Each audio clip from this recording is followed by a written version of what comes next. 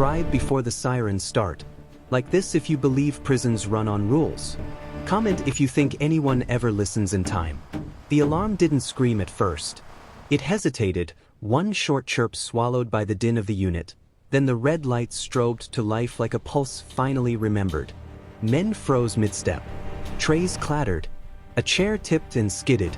Officers moved in practiced arcs, hands already where they needed to be. The incident would be logged as contained, a word that hides more than it reveals. 5 minutes earlier, it could have been a riot. The place was North Ridge Correctional, a medium security facility built to look calm from the road and feel tight from the inside. Beige walls, blue floors polished to a mirror sheen. Cameras everywhere, yet always pointed at yesterday's problem. That morning, the commissary line had stretched longer than usual. Word had spread that shipments were delayed again. Coffee, ramen, hygiene, currency behind bars were suddenly scarce. Scarcity changes the air. The inmate who noticed first didn't raise his voice. He didn't posture or recruit. He watched. Watched how men stood closer than normal. Watched hands hover near waistbands.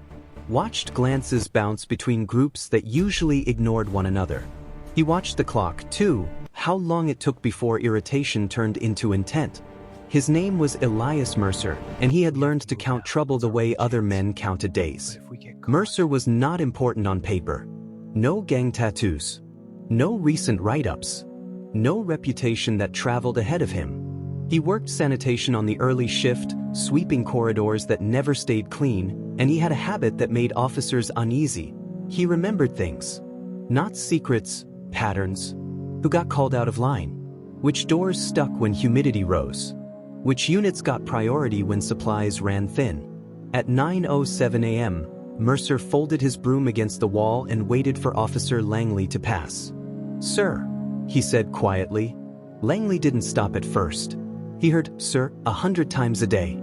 Then he heard Mercer's tone, flat, specific, and slowed. "What is it?" "The line's about to break," Mercer said. Not loud. Sideways. Langley frowned. "You threatening something?" "No," Mercer replied. "I'm timing it." Langley glanced toward commissary. The line rippled but held. He looked back at Mercer. "You don't know that." "I do," Mercer said. "Because it already happened in C Unit last winter. Same delay. Same groups. Same jokes turning mean." Langley snorted. "You reading tea leaves now?" Mercer shook his head. "I'm reading men." Langley started to walk away. He had a count coming up, paperwork waiting, 1,000 small fires that demanded attention more than a quiet inmate with a theory. Mercer let him go. He had learned when to push and when to plant a flag and wait for someone else to trip over it. At 9:11 a.m., Mercer asked to see the sergeant. That request traveled slower than trouble usually does, but it traveled. Sergeant Anita Rios met Mercer by the supply cage, eyes scanning even as she listened. "You've got one sentence," she said. "Separate the line by unit," Mercer replied. "And pull coffee from the shelves until tomorrow." Rios raised an eyebrow. "That's your sentence?"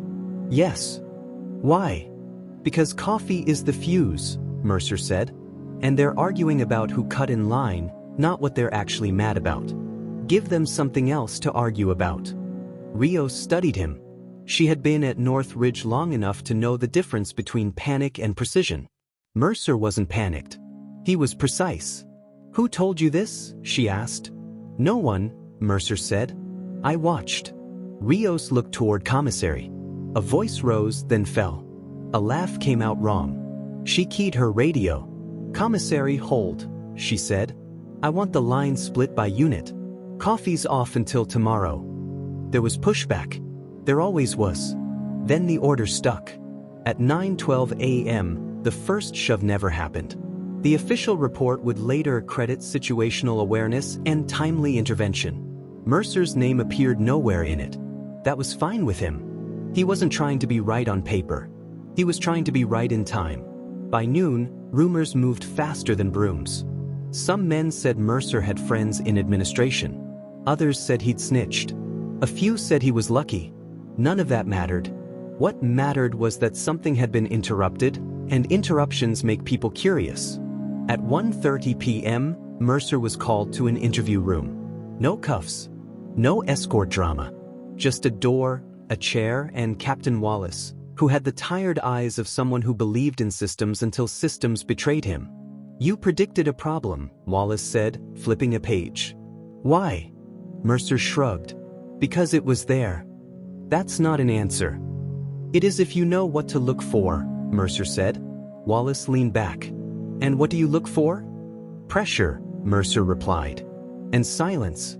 When men stop complaining out loud, it's because they've decided complaining won't help." Wallace nodded slowly. "You understand why this looks bad?" "I do," Mercer said. "That's why I asked you to do the fixing." Wallace tapped his pen. "You do this often?" "I watch often," Mercer said. "I speak rarely." Wallace studied him a moment longer, then closed the folder. "Go back to your unit." Mercer stood. "Captain?" "Yes." "This isn't over," Mercer said. Wallace's mouth twitched. "It never is." Mercer returned to sanitation with the weight of attention on his shoulders. He swept the same corners, nodded to the same men, and listened harder than before. The interruption had bought time, not peace. Scarcity hadn't vanished. It had shifted. By evening, two names circled the unit like magnets: Daryl Knox and Mateo Reyes. Different groups. Different histories. Same grievance. Both controlled access to small comforts in their corners, and both had just lost leverage. Men don't forgive leverage lost to someone else's timing. At 7:18 p.m., Mercer saw Reyes speak to Knox near the phones. The conversation looked polite. Too polite. They stood at an angle that blocked cameras just enough to trade looks without words. Mercer counted breaths. He counted steps. He counted how long it took for Knox to smile. At 7:24 p.m., Mercer asked to see Sergeant Rios again. She sighed when she saw him. "You've got 30 seconds. "Knox and Reyes," Mercer said. "They're aligning." Rios frowned. "They don't work together." "Not usually," Mercer replied. "That's the point." Rios glanced at the phones. The two men had separated, drifting back to their respective territories like sharks that had tasted blood. "You're asking me to move people without cause," Rios said. "I'm asking you to create cause," Mercer replied. "Random cell checks. Tonight." Rios hesitated. Random checks were a blunt instrument. They worked, but they left marks. "What if you're wrong?" she asked. Mercer met her eyes. "Then I waste your time," he said. "If I'm right, you save someone's life." Rios keyed her radio. At 7:29 p.m., officers began checks. At 7:34 p.m., a sharpened toothbrush clattered onto a concrete floor during a search in Knox's cell. At 7:36 p.m., the alarm chirped. The day after the incident, North Ridge felt quieter than usual, and not in the way administrators like. It was the quiet of men measuring one another, recalibrating what they thought they knew. The coffee shortage had been solved overnight. Shipments always appeared once pressure peaked, but the unease didn't lift with it. Scarcity had been the spark. Something else was now carrying the heat. Mercer sensed it before anyone said a word. Patterns don't vanish when the trigger does. They migrate. At 6:10 a.m., sanitation moved through a unit, brooms whispering against the floor. Mercer watched faces instead of corners. Knox didn't meet eyes. Reyes avoided the phones. Men who usually joked were polite. Politeness inside was a warning sign. It meant everyone had decided the margins were thinner than usual. At 6:28, Mercer noticed something new. A detail too small to justify by itself, but loud when paired with the rest: extra commissary slips folded into pockets that didn't usually carry paper. Men preparing to trade later, not now. Staging. At 7 o'clock, he asked for a grievance form he didn't intend to file and wrote 3 names in the margin. He slid the paper under the supply cage door where Sergeant Rios would find it during her rounds. He didn't add context. Context came later, or not at all. At 7:14, Captain Wallace called him back to the interview room. "You've been busy," Wallace said, closing the door gently. "I've been paying attention," Mercer replied. Wallace sat without opening a folder. That's what concerns me. Mercer nodded. Me too. Wallace folded his hands. You understand how this looks. You predict something. It happens. You predict another. We find a weapon. People start asking questions. Questions aren't the problem, Mercer said. Ignoring answers is. Wallace exhaled. What do you want? Mercer considered the safest truth. For you to listen when I speak, he said, and for me to stop speaking once you do. Wallace studied him, then nodded once. You don't get to decide that. No, Mercer agreed. You do. Wallace slid a blank notepad across the table. Write what you're seeing. Mercer hesitated. Writing froze patterns into something that could be used, but silence froze them into something that could be missed. He wrote anyway, careful words, no accusations. He described pressure moving from commissary to phones, from phones to recreation schedules. He noted which men watched instead of talked, which jokes fell flat, which grievances stopped appearing altogether. When he finished, Wallace didn't read it right away. He stared at the pen as if it might confess something on its own. You're asking me to treat your intuition like evidence, Wallace said. I'm asking you to treat it like weather, Mercer replied. You don't arrest a storm. You prepare for it. Wallace looked up. And if you're wrong? Then you close umbrellas, Mercer said. No one gets hurt. Wallace stood and opened the door. Go back to your unit. Mercer returned to A unit with the familiar weight of being seen. Eyes tracked him now, not hostile, not friendly. Assessing. He felt the attention settle like dust. By mid-morning, the first test arrived. A rumor moved through the tier that recreation would be cut short. It wasn't true yet, but rumors were tools. Mercer listened to how it spread. Fast through B unit. Slow in C. It died near D, where men preferred certainty to speculation. That told him who would react if the cut became real. At 11:02, Officer Langley paused by Mercer's broom. You're popular today. Mercer didn't look up. Popular gets you hurt. Langley smirked. Then stop predicting the future. Mercer met his gaze. Stop pretending it's a surprise. At noon, Wallace's office phone rang. At 12:03, recreation was reduced by 10 minutes. Not a cut, a trim. Enough to provoke but not enough to justify. A probe. Mercer felt it ripple. Shoulders tightened. Men who'd already showered lingered. A voice rose, then fell. The unit held. At 12:11, a fight didn't happen. At 12:12, Mercer wrote another note on the back of a meal slip and slid it under the supply cage. One sentence this time. They're testing reactions. At 12:40, Rios found him near the mop sink. You want to explain? She asked. Not out loud, Mercer said. Rios's jaw tightened. You don't run this place. I don't want to, Mercer replied. I want it not to run me. She stared at him, then shook her head. You're dangerous. Yes, Mercer said. So is everyone else here. I'm just quieter about it. That afternoon, Wallace convened a meeting without calling it one. Supervisors rotated through his office one by one. No agendas. No minutes. The building listened. When an institution listens, it makes a sound you can feel. By evening, the rumor shifted again.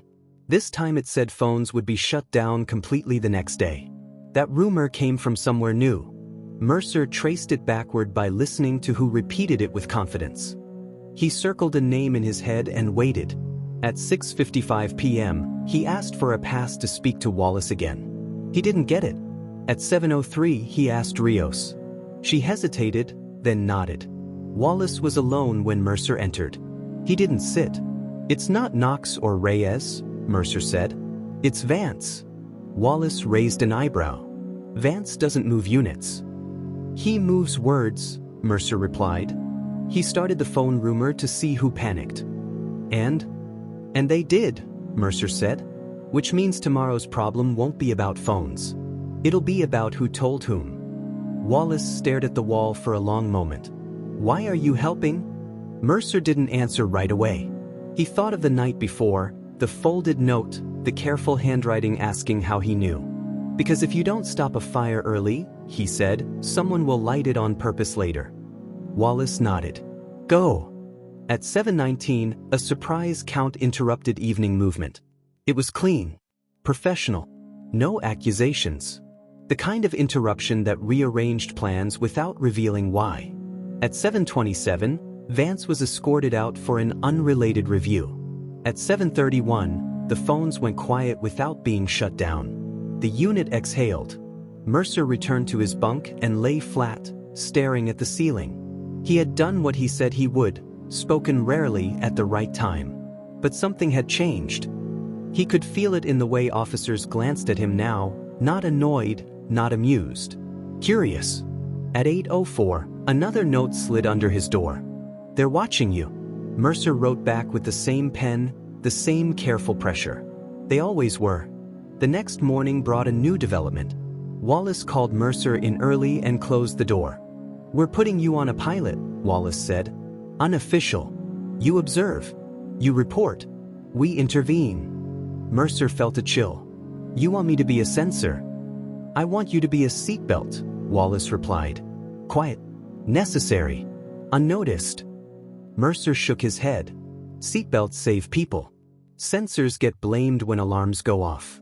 Wallace leaned forward. You can say no. Mercer considered the offer. Being listened to was power. Being relied on was exposure. If I say yes, Mercer said, you protect me. Wallace nodded. As much as I can. Mercer closed his eyes for a second.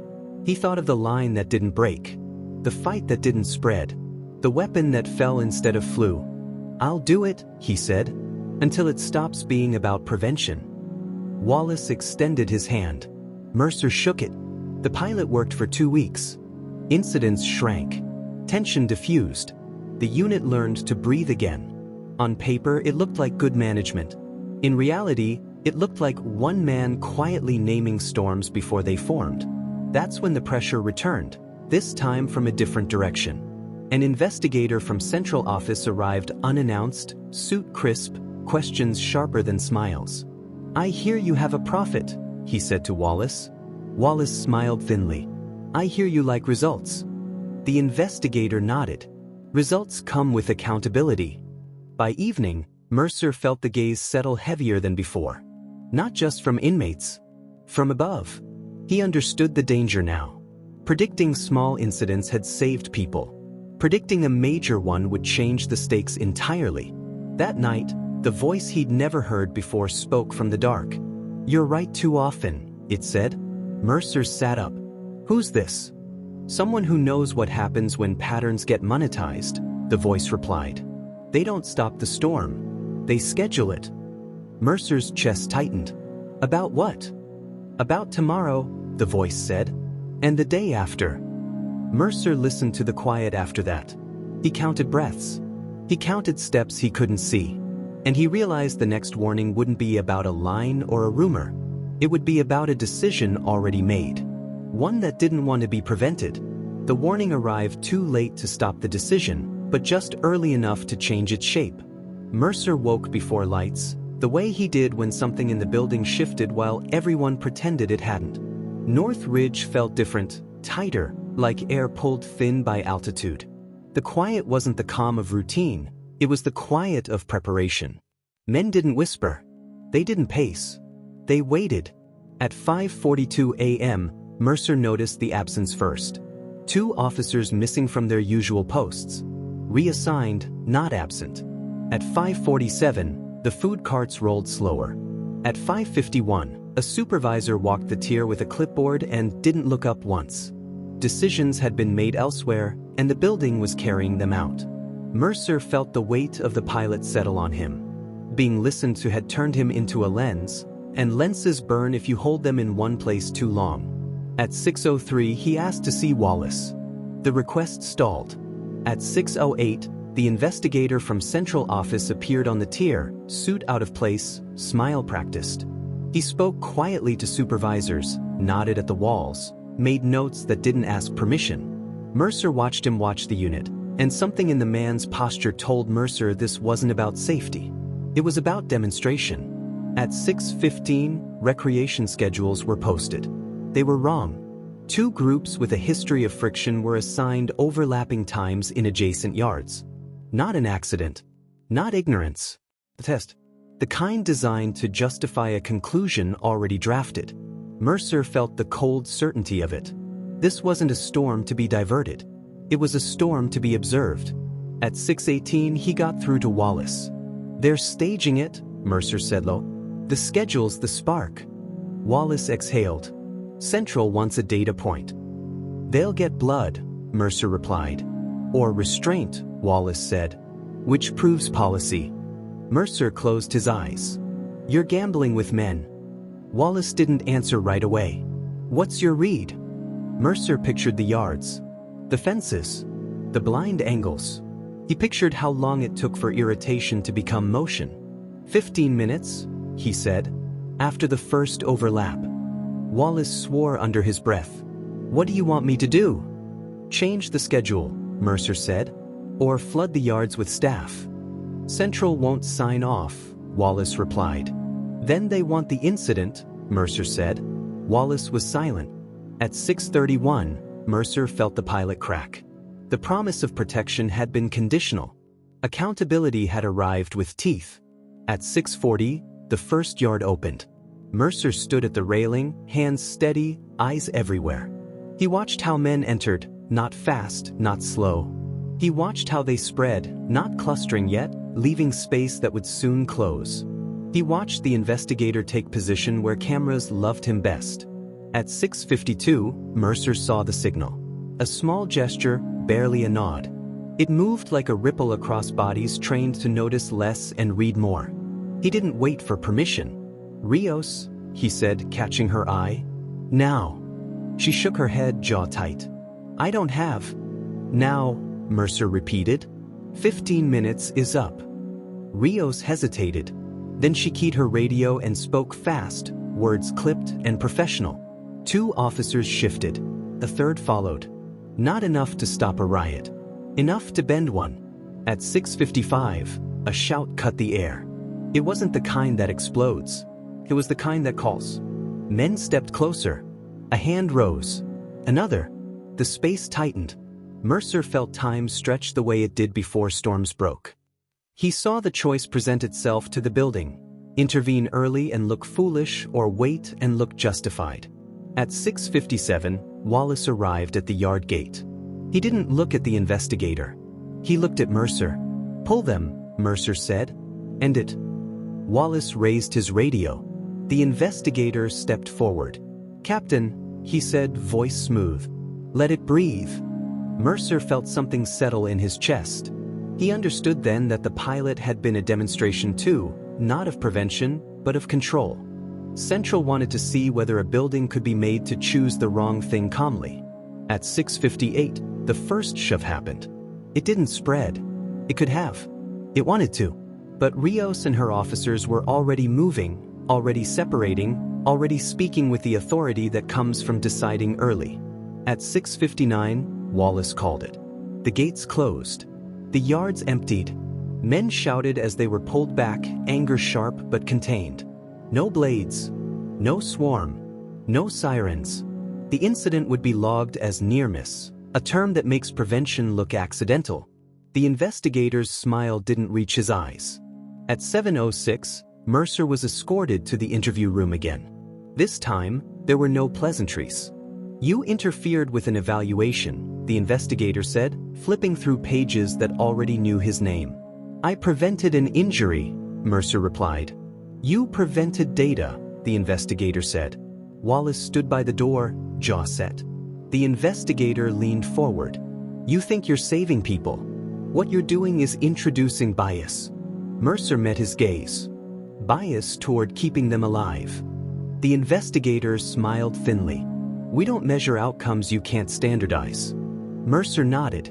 "Then you measure the wrong thing." Silence followed. Not the building's silence. The kind that precedes consequences. At 7:18, Mercer was returned to his unit. The pilot was over. Officially, it had never existed. By noon, the narrative had been written without him. Leadership had identified risk factors. Staff had responded appropriately. No one had predicted anything. No one had warned anyone else. At 1:22 p.m., a folded note slid under Mercer's door. "You saved my brother," it read. No name. No thanks beyond the words themselves. Mercer sat on his bunk and let the relief wash through him, brief and incomplete. Saving one day didn't save the system. It just proved that listening worked, and that listening was inconvenient. At 3:10, Wallace came by alone. "They're moving you," he said. Mercer nodded. "Protective." "Administrative," Wallace replied. "A quieter unit. Less exposure." Mercer smiled without humor. "Exile." Wallace met his eyes. "I tried." "I know," Mercer said. "That's why it hurts." At 4 o'clock, Mercer packed the few things he owned. The broom, the folded grievance forms, the pen that wrote careful words. As he waited, the unit hummed back into its version of normal. Men joked again. The air loosened. At 4:17, the escort arrived. As Mercer stepped into the corridor, a voice followed him from behind a door he couldn't see. "You were right," it said. "They wanted it." Mercer paused. "They didn't get it." The voice chuckled softly. "Not today." Mercer kept walking. The transfer took him to a unit where patterns moved slower and eyes were fewer. The work was dull. The days predictable. He watched anyway because watching had become who he was. Weeks later, a report circulated quietly through central office. It praised North Ridge for improved incident metrics. It recommended a controlled trial of overlap scheduling elsewhere, with refinements. Mercer read it on a contraband printout someone slid his way and felt the familiar hollow open in his chest. Prevention had become a footnote. Prediction had become a tool. That night, Mercer wrote one last note on the back of a commissary slip and passed it along the way warnings always traveled. Quietly, sideways, through men who listened. "Storms don't need permission," he wrote. "They need timing." Months later, another facility intervened early and avoided something worse. The report credited proactive management. Mercer's name appeared nowhere. That was fine with him, because the truth had never been about recognition. It was about listening before the alarm remembered how to scream, and deciding, in that narrow window, whether you wanted safety or proof. If you think this story was intense, you're not ready for the next one. Hit subscribe so you don't miss it.